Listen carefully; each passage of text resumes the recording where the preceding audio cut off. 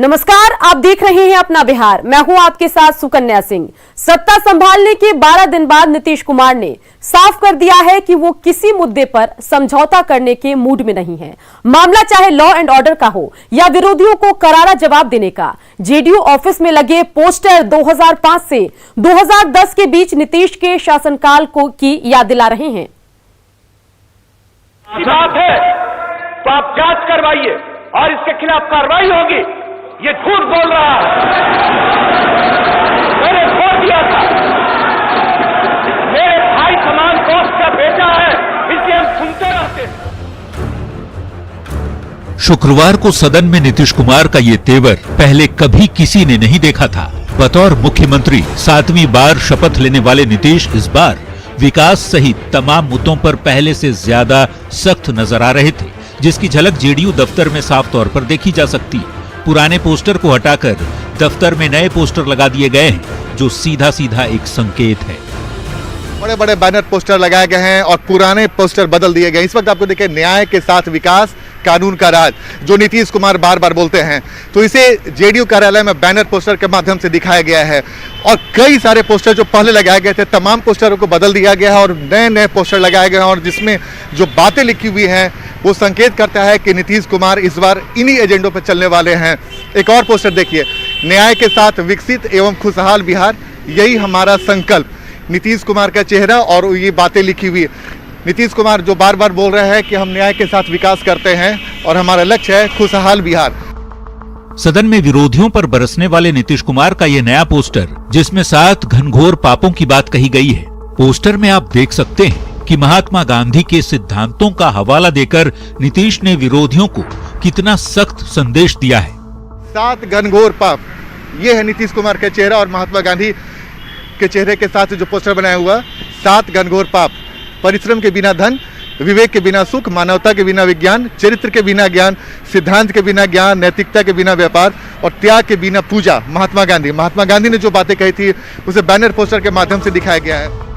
बाहर ही नहीं बल्कि जेडीयू दफ्तर के भीतर भी 7 निश्चय से जुड़े पोस्टर लगाए गए हैं। मतलब 7वीं बार बिहार की कमान संभालने वाले नीतीश अपने 7 निश्चय के संकल्प के साथ विरोधियों पर भी सख्त हैं। प्रकृति आवश्यकता की पूर्ति करती है परंतु लालच की नहीं है। बहुत बड़ी बात नीतीश कुमार ने उस पोस्टर के माध्यम से कहने की कोशिश की है, जेडीयू ने कहने की कोशिश की है। हम एक और तस्वीर आपको दिखाते हैं, सेवा ही धर्म है। एक और बड़ा पोस्टर आपको हम दिखाने की कोशिश कर रहे हैं, सेवा ही धर्म है।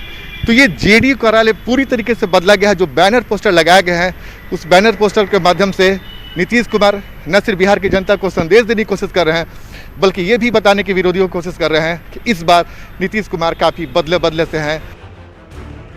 इधर कमान संभालने के 12वें दिन नीतीश कुमार ने लॉ एंड ऑर्डर को लेकर आला अधिकारियों के साथ बैठक की। इस बैठक में मुख्य सचिव दीपक कुमार, गृह विभाग के अपर सचिव आमिर सुबहानी, डीजीपी समेत तमाम बड़े अधिकारी शामिल हुए। इस बैठक में नीतीश कुमार ने अधिकारियों को हर हाल में लॉ एंड ऑर्डर को दुरुस्त रखने का निर्देश दिया।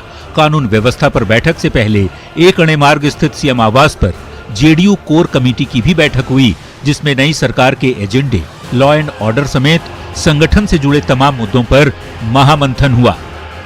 सरकार को यह कोशिश की जा रही है कि हमारा इंफ्रास्ट्रक्चर जो तैयार हुआ है उसको और भी मजबूत करना है और 7 निश्चय से टेक्नोलॉजी से लेकर के अधिक से अधिक रोजगार का सृजन हो, इन सब बातों पर चर्चा हो। जाहिर है नीतीश कुमार समझ चुके हैं कि बिहार की जनता को उनसे काफी उम्मीदें हैं। बिहार की जनता 2005 से 2010 वाला सुशासन चाहती है। लिहाजा नीतीश कुमार ने एक साथ कई मोर्चों पर काम को अमली जामा पहनाना शुरू कर दिया है। न्यूज़ 18 के लिए पटना से आनंद अमृतराज की रिपोर्ट। कल विधानसभा के सदन में तेजस्वी ने जिस तरीके से नीतीश कुमार पर हमला बोला, उसके बाद सियासत के नए नए समीकरण सुगबुगाने लगे हैं। नीतीश कुमार पर तेजस्वी के बयान के बाद आरएलएसपी अध्यक्ष उपेंद्र कुशवाहा अब नीतीश के समर्थन में आ गए हैं और उनके साथ मजबूती से खड़ा होने की बात कर रहे हैं। साथ ही सियासत को संभावनाओं का खेल भी बता रहे हैं। तेजस्वी यादव ने जो कुछ भी कहा, जिस तरह से कहा, मैं समझता हूं कि नीतीश कुमार जिस समाज से आते हैं, उस समाज से होने के कारण नीतीश कुमार जी के बारे में इस तरह का अटैक तेजस्वी यादव ने किया। कोई दूसरा समाज का व्यक्ति होता तो तेजस्वी यादव इस तरह से अटैक नहीं करते। और मुझको लगता है कि पूरे बिहार के लोग इसको देख रहे हैं और निश्चित रूप से किसी को भी बुरा लगेगा, मुझको भी बुरा लगा है। इससे ज्यादा अभी कोई राजनीति का अर्थ इसमें नहीं निकाला जाना। क्या मतलब राजनीति में संभावनाओं का खेल एक शब्द का यूज किया जाता है, क्या भविष्य में ऐसी कभी संभावना बन सकती है? क्या आप इसे इंकार करते हैं? देखिए, हम राजनीति के हिसाब से उनके साथ जाएं कि नहीं जाएं, ऐसे जहां तक संभावना की बात होती है तो राजनीति में कुछ भी असंभव नहीं है, यह बात सही है। लेकिन व्यक्तिगत रूप से कोई उनको गाली दे, उन पर आक्रमण करे, अटैक करे गलत तरीका से, तो उपेंद्र कुशवाहा नीतीश कुमार के साथ उस परिस्थिति में खड़ा नजर आएगा, भले राजनीतिक रूप से हम अलग क्यों न रहें। चलिए अब जरा खबर को भी समझ लेते हैं कि आखिर उपेंद्र कुशवाहा ने क्यों कहा कि सियासत संभावनाओं का खेल है। दरअसल चुनाव से पहले उपेंद्र कुशवाहा ने महागठबंधन का साथ छोड़ दिया था। चुनाव से पहले डेमोक्रेटिक सेकुलर फ्रंट बनाया था। नए मोर्चे में ओवैसी की पार्टी और बीएसपी शामिल थी। ओवैसी को 5 और बीएसपी को 1 सीट मिली। आरएलएसपी के हाथ शून्य लगा। लिहाजा उपेंद्र कुशवाहा के सामने अब नया समीकरण ही विकल्प है। तो शुक्रवार को सदन के भीतर नेता प्रतिपक्ष ने बयान देकर सदन की गरिमा गिरा दी। यहां तक कि तेजस्वी ने नीतीश के खिलाफ निजी हमला भी बोला, जिसके बाद अब जेडीयू ने तेजस्वी के खिलाफ मोर्चा खोल दिया है। आज पटना में जेडीयू के युवा कार्यकर्ताओं ने तेजस्वी का पुतला फूंककर तेजस्वी को नीतीश से माफी मांगने की मांग की है।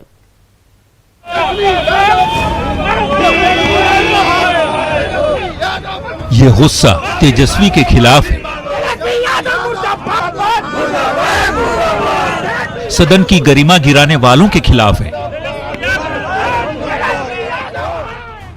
शुक्रवार को सदन में जिस तरह से तेजस्वी ने नीतीश कुमार के खिलाफ आपत्तिजनक टिप्पणी की, उसके बाद जेडीयू ने तेजस्वी के खिलाफ मोर्चा खोल दिया है। पटना के इनकम टैक्स चौराहे पर जेडीयू कार्यकर्ताओं ने तेजस्वी के खिलाफ प्रदर्शन किया और सार्वजनिक तौर पर नीतीश कुमार से तेजस्वी को माफी मांगने को कहा।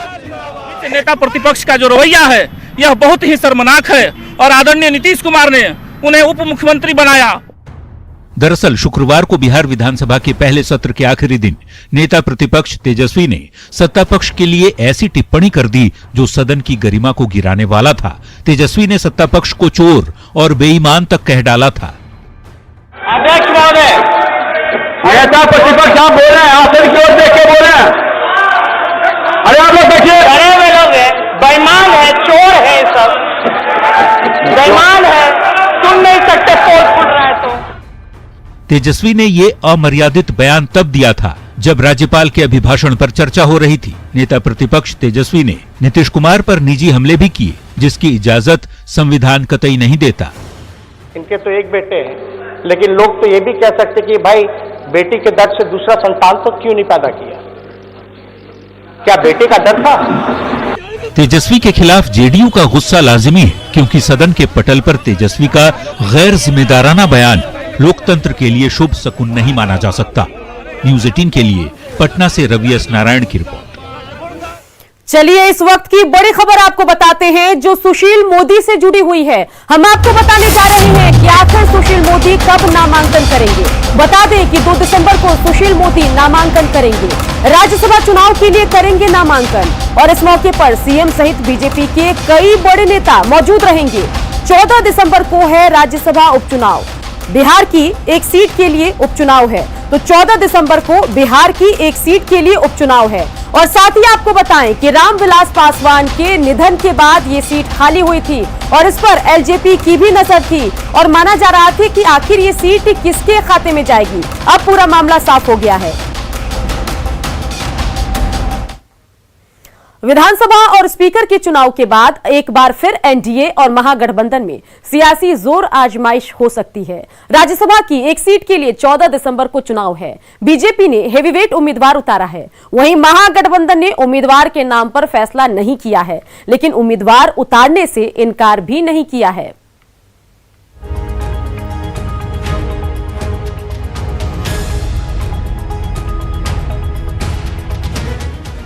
विधानसभा चुनाव के बाद अब राज्यसभा के चुनाव हैं।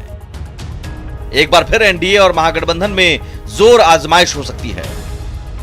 बीजेपी ने पूर्व डिप्टी सीएम सुशील मोदी को उम्मीदवार बनाया है, तो महागठबंधन ने चुनाव पर फिलहाल फैसला नहीं किया है। हालांकि नेता उम्मीदवार उतारने से इनकार भी नहीं कर रहे हैं, तो कांग्रेस सरकार के खिलाफ हर मुद्दे पर आरजेडी का साथ देने की बात कर रही है। अभी विचारणीय है, जब बातें हो रही हैं, देखें क्या आपको खबर मिल जाएगी। संख्या बल पर सीट मिलेगा तो उसके संख्या के हिसाब से नहीं है, लेकिन लोकतंत्र में सबको लड़ने का अपना अधिकार है। उस पर यदि राजद के लोग अपना उम्मीदवार देना चाहते हैं तो कांग्रेस पार्टी को समर्थन करना ही है। एक तो उम्मीदवार दमदार और ऊपर से आंकड़े एनडीए के पक्ष में हैं।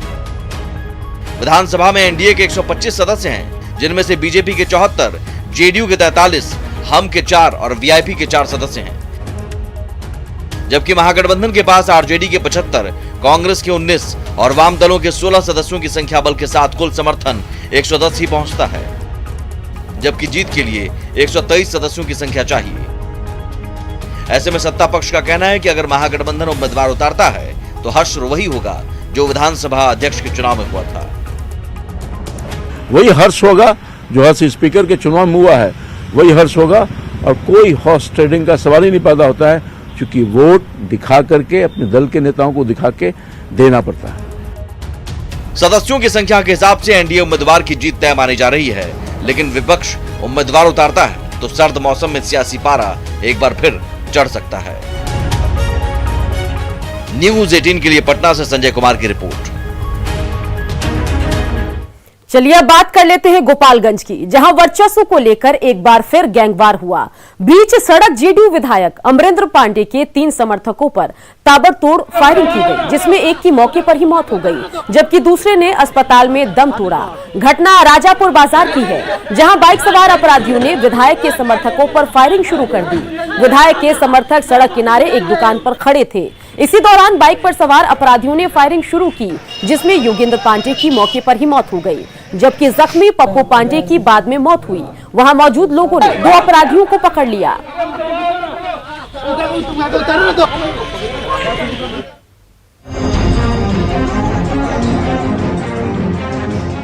गोपालगंज एक बार फिर गैंगवार से दहल उठा है। शनिवार को कुचायकोट के बाहुबली जेडीयू विधायक अमरेंद्र पांडे के 2 करीबियों को गोलियों से भून डाला गया। अपराधियों की गोलीबारी में विधायक के करीबी देवेंद्र पांडे की मौके पर मौत हो गई, जबकि गोलीबारी में जख्मी एक अन्य शख्स पप्पू पांडे ने इलाज के दौरान गोरखपुर के अस्पताल में दम तोड़ दिया। गोलीबारी में एक साइकिल सवार भी जख्मी हुआ है। वारदात गोपालपुर थाना क्षेत्र के राजापुर बाजार की। बताया जाता है कि जेडीयू विधायक के करीबी देवेंद्र पांडे और स्थानीय बीडीसी सदस्य पप्पू पांडे आपस में बात कर रहे थे, तभी अज्ञात अपराधियों ने ताबड़तोड़ फायरिंग करनी शुरू कर दी। वारदात के फौरन बाद मौके पर मौजूद भीड़ ने भाग रहे 2 अपराधियों को धर दबोचा और एक अपराधी की जमकर पिटाई कर दी। उसे दौड़ा दौड़ा कर पीटा गया। बाद में स्थानीय लोगों ने दोनों बदमाशों को पुलिस के हवाले कर दिया। घायल युवक की माने तो बदमाशों ने 10 राउंड फायरिंग की थी। 10-20 गोली मैंने चला। वैसे इस वारदात के बाद से पुलिस और प्रशासन की कार्यशैली पर गंभीर सवाल खड़े हो रहे हैं। फिलहाल अपराधियों की धरपकड़ के लिए पुलिस जुटी है और हिरासत में लिए गए 2 लोगों से कड़ी पूछताछ की जा रही है। मुकेश कुमार, न्यूज़ 18, गोपालगंज। गोपालगंज में वर्चस्व में गैंगवार की अगर पिछले 13 सालों की बात करें तो कई ऐसी घटनाएं हुई जिसमें पहले एक पक्ष ने दूसरे पक्ष के लोगों की हत्या की, तो वहीं इसके जवाब में फिर हत्या हुई। 2007-2008 में दबंग ब्रजेश सिंह की हत्या हुई, जिसका आरोप विधायक पप्पू पांडे के करीबी आमोद तिवारी पर लगा। कुछ ही दिनों बाद इसका जवाब दिया गया और वो देखा गया 2009-2010 में फुलवरिया में, जहां बीडीओ के चैम्बर में घुसकर विधायक पप्पू पांडे के करीबी आमोद तिवारी की हत्या कर दी गई। वहीं अगर इसी साल की बात करें तो पिछले 5 महीने में 3 बड़ी वारदात को अंजाम दिया गया। 2020 में मई महीने में जेपी यादव सहित 3 की हत्या की गई, जिसका आरोप विधायक पप्पू पांडे सहित कई पर लगा। वहीं इसके जवाब में 2020 जून में पप्पू पांडे के करीबी मुन्ना तिवारी की हत्या कर दी गई। कैमूर में मिनी गन फैक्ट्री का खुलासा हुआ है। साथ ही एक राइफल, 2 कट्टा और 6 कारतूस के साथ हथियार बनाने का सामान भी बरामद किया गया। पुलिस ने चैनपुर थाना क्षेत्र के तनेरा गांव में छापेमारी की, जहां से हथियार और हथियार बनाने के सामान मिले। इस मामले में 4 लोगों को गिरफ्तार किया गया है। विशेष चेकिंग अभियान में 3 व्यक्ति संदिग्ध अवस्था में पकड़े गए। जब उनको चेक किया गया तो उनके पास से एक देसी बंदूक बरामद किया गया। इनसे जब पूछताछ किया गया कि ये बंदूक कहाँ से लाया है, तो ये लोग बताए कि एक रामदुलार शर्मा तेनौरा गांव के हैं, उनके यहाँ से लाया। फिर तत्काल एक टीम बनाकर थानाध्यक्ष के नेतृत्व में वहां छापामारी की गई।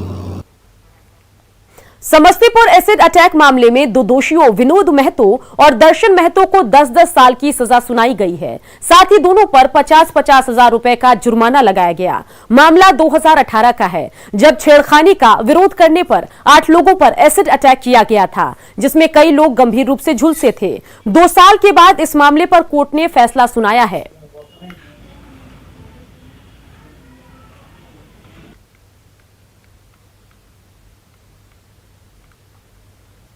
इसमें विद्वान न्यायालय के द्वारा प्रथम अपर सत्र न्यायाधीश के द्वारा आज सजा के बिंदु पर सुनवाई हुई, जिसमें 2 अभियुक्त को 10-10 साल के कठोर कारावास और 30 हजार रुपया 30 हजार रुपया के न 30 हजार रुपया 326A में और 326B में 5-5 साल की कठोर कारावास और 20,000 रुपया अर्थदंड दिया गया। बात कटिहार की उस बेटी की जिसने तंगहाली और परिवार की बदहाली के बावजूद संगीत के अपने सपने को साकार कर रही हैं और अपने दम पर एक टीवी चैनल के सिंगिंग रियलिटी शो में जलवे बिखेर रही हैं।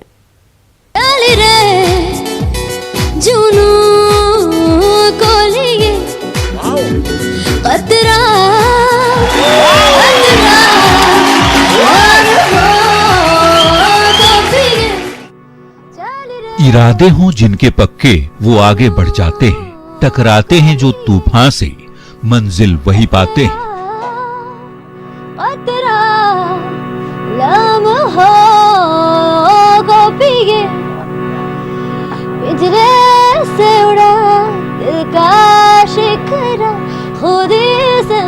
जी, कटिहार की ये बेटी सितारा है जो मुफलिसी के दौर में भी अपने लगन और जुनून के दम पर संगीत की दुनिया में सफलता की सीढ़ियां चढ़ती जा रही है और एक टीवी चैनल के सिंगिंग रियलिटी शो में अपने जलवे भी बिखेर रही है। तभी तो इसके गाए गीतों पर देश के नामचीन संगीतकार भी वाह वाह कर उठते हैं।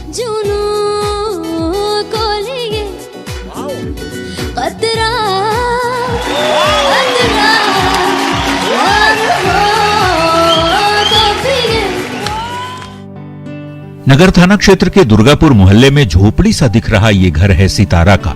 बेहद साधारण परिवार से ताल्लुक रखने वाली सितारा के पिता मछली व्यवसायी हैं। 7 भाई बहनों में से एक सितारा का संगीत के प्रति जुनून इसी से पता चलता है कि घर में रियाज करने की जगह नहीं है, बेहतर साउंड प्रूफ का माहौल नहीं है। बावजूद इसके सितारा बाथरूम को ही रियाज की जगह बना चुकी है, क्योंकि तमन्ना संगीत की ऊंचाई को छूने की जो है।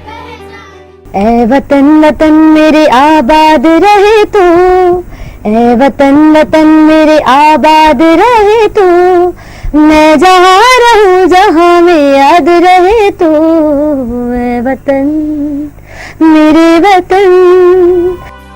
अल्पसंख्यक समाज से आने वाली सितारा के लिए इस ऊंचाई तक पहुंचना आसान कहां था। समाज से प्रताड़ना मिली, हौसले को गिराया गया, लेकिन अपनी बेटी के साथ परिवार पूरी शिद्दत से खड़ा रहा और इसका परिणाम आपके सामने है। समाज में तो काफी कठिनाई का सामना करना पड़ रहा था जब समाज में ये पता चलता है कि मुस्लिम घर की लड़कियां और खासकर गाने बजाने में आगे बढ़ रही है, तो सभी लोग का प्रेशर होता है कि नहीं, इस तरह का कल्चर नहीं होना चाहिए, इस सब चीज को बंद करना चाहिए। लेकिन उन तमाम सब चीज को हम लोग साइड करके और आगे बढ़ते चले गए, क्योंकि बच्चे में लगन थी और ये करना चाह रही थी। सितारा का परिवार आज अपनी बेटी की शानदार चमक से बेहद खुश है। एक बिटिया की लगन मेहनत और जुनून से इस शहर की हर बेटी अब सितारा बनने को बेताब है। सुब्रत गुहा, न्यूज़ 18 कटिहार।